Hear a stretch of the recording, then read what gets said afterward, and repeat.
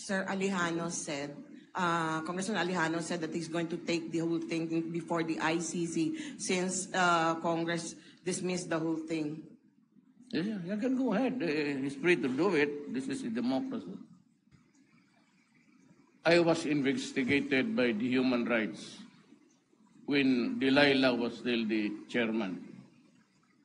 I was investigated again when she was the Justice Secretary. Then I was investigated again by the Senate. And I was investigated again by the House. Ano pa bang gusto nilang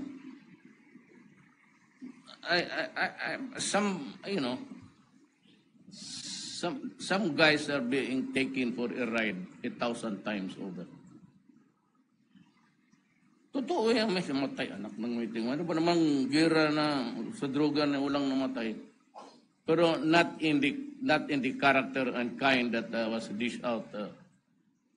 Hindi na maabang utos ng gano'n pati batang lukukan. Kilala man ninyo ako.